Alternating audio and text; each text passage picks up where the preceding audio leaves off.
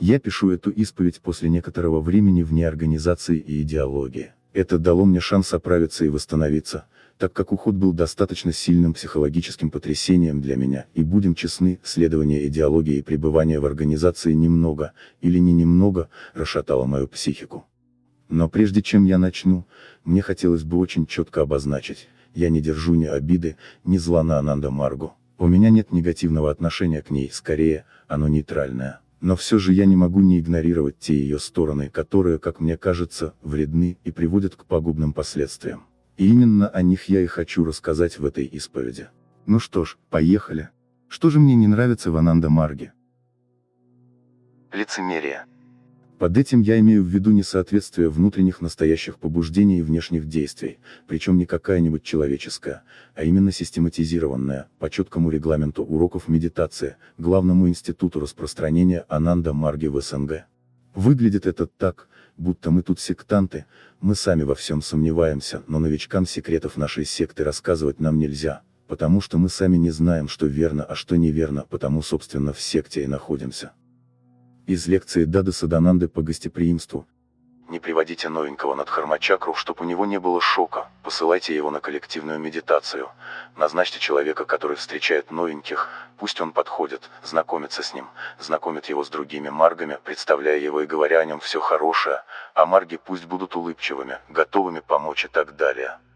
То есть видна система добра, будто вам нужно быть добрыми, чтобы все подумали, что у нас все в секте хорошо. Хотя те самые старенькие, или марги, прекрасно знают, какой пиздец происходит в Ананда Марге внутри. И проблема в том, что миссия Бабы, Шри Анандамурти, Саркара, Гуру Ананда Марги, заключающаяся в распространении духовных практик и гуманизма, с внешнего вида вполне хорошая. Но вся она организована по-сектантски, потому что в ней есть несколько неизменных атрибутов секты. Меня язык не поворачивается сказать, мол, уроки медитации и Дада Садананда творят абсолютное зло, потому что обманывают, скрывают, и таким образом постепенно вводят людей именно в секту, потому что это все-таки какая-никакая, но духовность или имеет ее характерные черты. Но также сказать, что Дада Садананда и марги занимаются добром, тоже язык не поворачивается, потому что для добра оно какое-то очень лицемерное и скрытное. И ладно, если бы это выглядело так, будто бы авторитет Бабы был действительно понимаем всеми маргами, и было общее понимание, что эти сектантские элементы – неотъемлемый атрибут настоящей духовности, а новички просто не готовы, им надо все объяснить, и тогда они все так же поймут, как мы. Но проблема в том, что в глубине души каждый сомневается в истинной правильности того, что они делают, и между собой марги то и дело шутят о секте и о сектантстве. А Дада Садананда, в моих глазах, не выглядит как просветленный человек, который познал всю суть духовности, а выглядит как несколько фанатичный сектант, нашедший некоторый фанатизм в своем гуру и действительно распространяющий его миссию. Такое же я видел у индийских ачарьев, и с моей точки зрения это выглядит неадекватно. Из лекций Дады Садананды. Когда я говорю людям, о чем я говорю, что я мечтаю превратить уроки медитации в сообщество, приходя в которое каждый человек становится сильнее, обогащается в финансовом плане, в социальном плане, в творческом плане, и что это все, самое важное, строится на нравственности и духовности. И кто будет спорить с тем, что это прекрасные мечты? И любой человек, бывший в уроках медитации или Ананда Марге, так или иначе переживал сам такие душевные порывы, а кто был в Ананда Марге серьезно, даже ими жил. В чем же тогда проблема? В том, что все эти порывы строятся на организационных мотивах, которые дал Баба. Эти мотивы, исходящие даже из самой души человека, в Ананда Марге постепенно превращаются в наставление гуру, в миссию Ананда Марги, и становятся как бы скорее функцией, чем каким-либо чистым порывом, а в какой-то момент – обязанностью. И строится эта обязанность на том, что есть какой-то Баба, который как бы Бог, подробнее об этом дальше, и как бы за тобой следит, и ему как бы приятно, что ты это все делаешь, и ты настоящий марг, и строишь его миссию. Даже когда я был в Ананда Марге, мне что-то казалось тут нечистым, особенно при встрече с особо фанатичными людьми без рационального мышления, при всей любви и уважении, попросту глупыми, или с индийскими ачарьями, у которых это сильнее всего выражено. В итоге делать миссию становится твоей обязанностью перед гуру. И когда у тебя есть какие-то сомнения и так далее, ты заранее знаешь правильный ответ, делать так, как сказал гуру, и если у тебя проблемы, то ты винишь себя, что ты не идеальный мальчик, девочка Бабы. Из человека, живущего духовностью, ты превращаешься в человека, живущего указаниями какого-то весьма сомнительного мужичка, которого ты никогда не видел, но которого ты принял как гуру, скорее всего потому, что его принял как гуру Садананда, а Садананда, вроде, чувак духовный. Клэшься, выбьем из тебя эго, святым станешь. А в итоге станешь не святым, а человеком с раздолбанной психикой. Человек нам ничего не должен, мы просто рады его видеть, рады ему служить. Кто будет спорить с тем, что прекрасны эти порывы? Да вот проблема заключается в том, что из искренних духовных порывов души, это превращается в инструкцию обращения себя с людьми. Механизация добра. Добро, как и любые высшие стремления человека, не может быть механизировано или регламентировано, тогда оно быстро умирает. А Ананда Марга, особенно с новичками, старается сделать добро этикетом. Надо делать так, надо делать этак. Just you do this, как любят говорить индийские ачарьи. Господа, вы же на духовном пути столько лет, вы что, не понимаете, что это не так работает? Делай добро, потому что так сказал твой гуру, это не то, как работает человеческая духовность. Вот если гуру помогает развивать тебе добро и с его помощью ты чувствуешь, что становишься добрее, это другой разговор. Но тут главное добро, а не гуру, и около добра и духовности все строится, и гуру это как мудрый учитель, он помогает тебе развить их. В Ананда Марге, по собственным ощущениям и по череде объективных фактов, в какой-то момент происходит перелом, когда из духовности как центра и гуру как помощника гуру становится центром, а добро так постольку-поскольку. Это еще древнегреческая проблема, известная как дилемма Евтифрона. Звучит она так: боги выбрали добро, потому что оно является добром, или оно является добром потому, что его выбрали боги. С философской точки зрения эта дилемма может быть абсолютно скучна и непрактична, но для теологии, и особенно, для проблем духовности и сектантства, это очень важный вопрос. Сначала, находясь в уроках медитации, постепенно знакомясь с Ананда Маргой и ее обычаями, человек любит добро и хочет добра, и уроки медитации и Садананда ему нравятся потому, что они на этом добре строят жизнь. А потом, уже получая посвящение и серьезно переходя в Ананда Маргу, человек начинает терять нить добра. И ему кажется, что уже не главное добро, а главное гуру, и ты делаешь добро потому, что гуру тебе завещал. Яркие примеры, по типу знаменитой битвы ачарьев палками за территорию, потому что так сказал Баба, это подтверждают. Мы не будем знать, что правильно, а что неправильно, мы будем делать так, как сказал нам гуру, потому что он знает все. Это логика тоталитаризма и автократии. Напротив же, мы будем знать, что правильно, а что неправильно, и мы будем хотеть правильного, и мы с радостью прислушаемся к человеку, который знает больше правильного, чем мы. Это духовная логика, или как минимум логика здравая.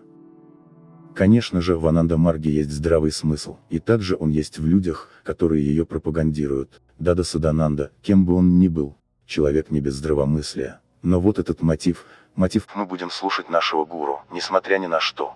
Он есть в Ананда Марге, он витает в воздухе, и он очень силен. Я не знаю, гуру знает, его слушаюсь.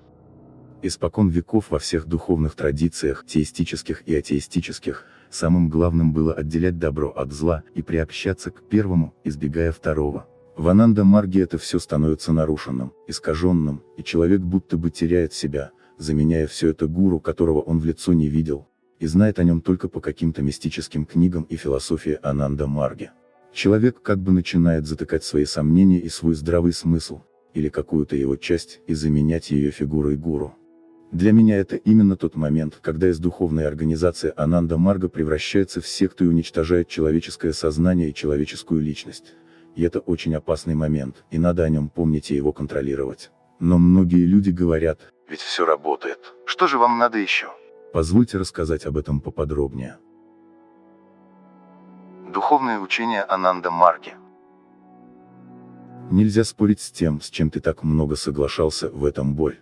Это испытывает каждый марги, покинувший организацию. Столько всего работает, столько всего полезного, а я ушел. Это я не прав, а Баба прав. Такие мысли буквально отравляют почти каждого ушедшего человека, а очень многим и вовсе не дают покинуть организацию. Так если же столько правды в Ананда Марге, как быть? Неужели стоит остаться в ней до конца своей жизни? Неужели быть вне ее – грех и невежество? Я потратил годы на анализ этих вопросов, и пришел к очень ясным для себя ответам, которыми хочу тут поделиться. Не вдаваясь в подробности, духовное учение Ананда Марги строится исключительно на медитации. То есть медитация – это главная, и по существу единственная духовная практика Ананда Марги. Но сперва давайте разберемся, что такое медитация. Если говорить максимально просто, медитация – это концентрация на объекте. На этом строится ее суть. Мы делаем все подготовительные процедуры, чтобы сконцентрироваться. Начнем с того, что концентрация сама по себе является полноценной медитацией. Смотри медитацию Будды и степени концентрации в буддизме, где подробно описан путь от начальной концентрации до конечной точки буддийской медитации – просветления. Разговаривая с сильными практиками буддизма, 20 плюс лет, я пришел от них к выводу, что для буддистов самое главное – концентрация вообще. Как хорошо это объяснил мне один из них. Говоришь, ты только концентрируешься, и объект вообще не важен. С сильной концентрацией нет, потому что при сильной концентрации теряется я, теряется объект, и остается только созерцание, ты становишься концентрацией, и это и есть суть. Возможно, и действительно на пике концентрации человек пробивает что-то внутри себя, и приходит к тому, к чему он бы пришел с медитацией на любой объект. Все дороги ведут в Рим, как говорится. Но по этой дороге еще надо дойти, а пейзажи на ней разные. Так что поговорим о пейзажах. Второй пункт – объект медитация. В зависимости от того, какой мы выбрали объект, то есть на что мы медитируем, у нас будут разные опыты. И какой же объект медитации в первом уроке Ананда Марги? Объект медитации – единство Вселенной. Можно вести долгую полемику с уходом в традиции, я здесь этого делать не буду. Я лишь кратко изложу свои мысли, оставляя слушателя на самостоятельное размышление. Объект медитации Ананда Марги – Парама Пуруша. Что такое Парама Пуруша? Парама Пуруша – это некоторое сознание, которое пропитывает этот мир. В зависимости от интерпретации под это определение можно подставить самые разные понятия – Брахму, Ниргуну, Нирвану, Дао и даже христианского бога. Смотри христианское подвижничество и мистицизм. Это интеллектуальные категории, и поэтому это зависит лишь от интерпретации. Суть этого явления – единство всех вещей.